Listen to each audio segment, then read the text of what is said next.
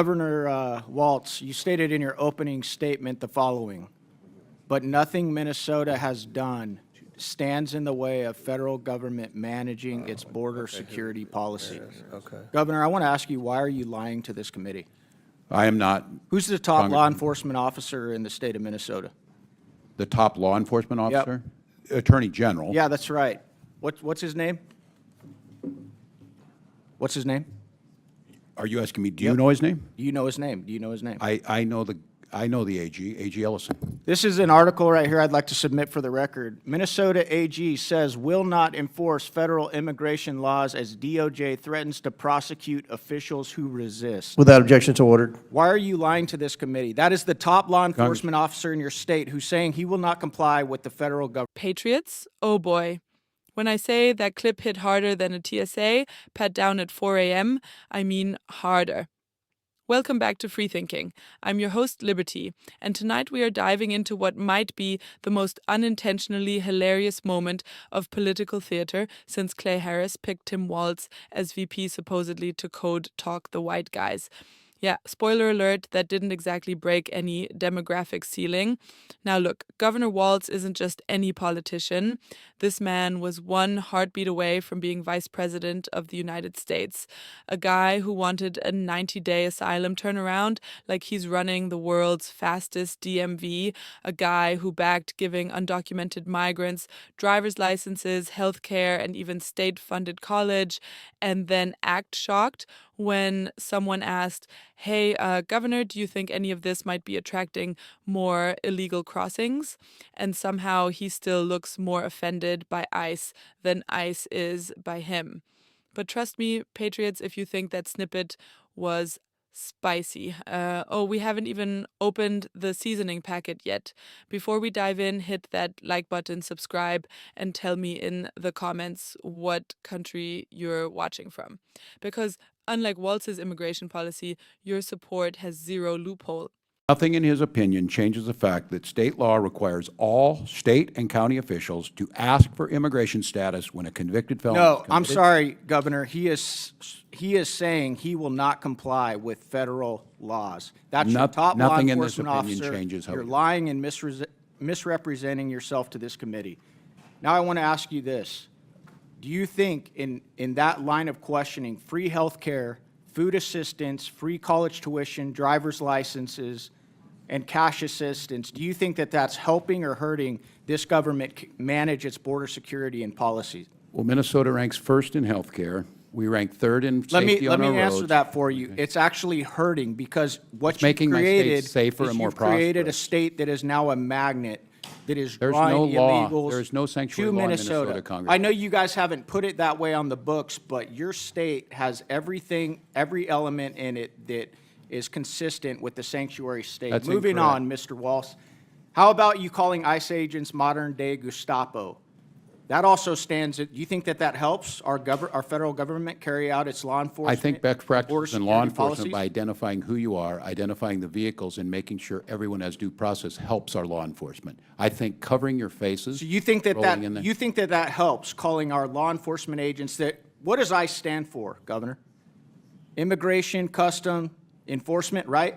These are the guys that are tasked with enforcing immigration, federal That's right, immigration laws? federal, that's their job. It's So not you the think that state's job. calling them Gestapo is helping? You're not standing in the way. None of the messaging, none of the rhetoric is standing in the way of this administration doing what they've been tasked to do. Is that what you're saying? I think what would help them is to follow due process, and when they do these missions, do the things that we expect of law enforcement. How about when you Identify went on yourself. Anderson Cooper, Governor Walz, and you said, how high is this wall?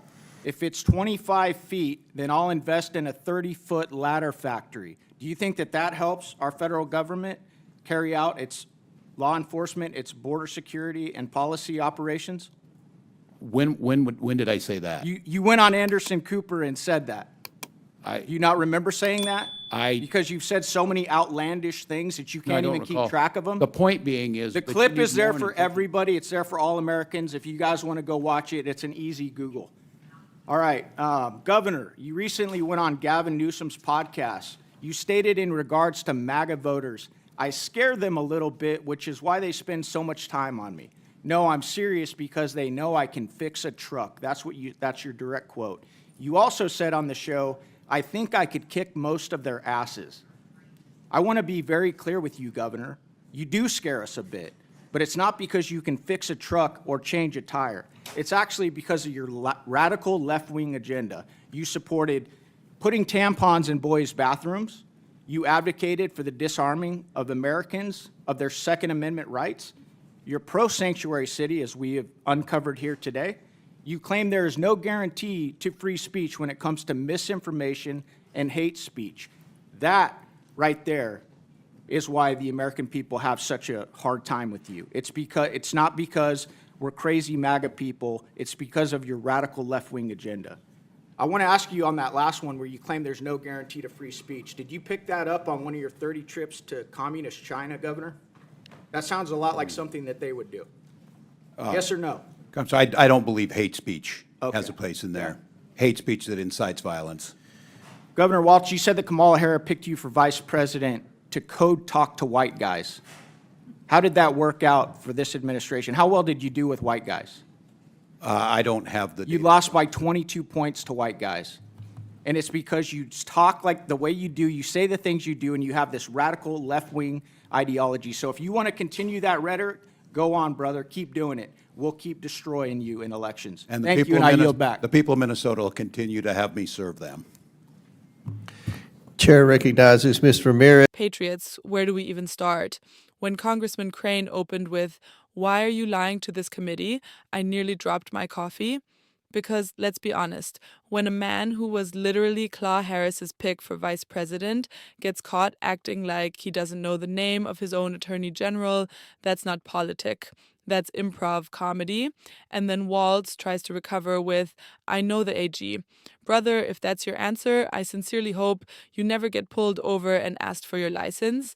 And look, Minnesota didn't magically become the Ellis Island or the Midwest. These were deliberate choices.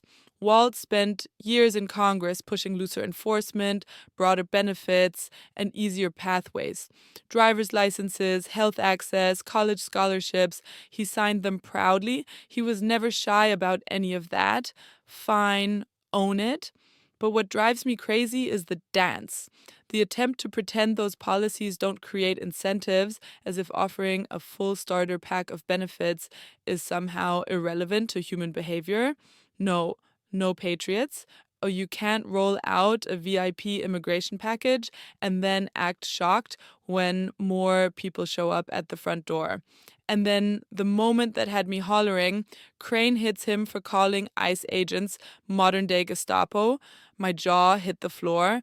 The same Walz who wants national credibility on border security is out here comparing ICE, the people enforcing federal law, to literal Nazi secret police.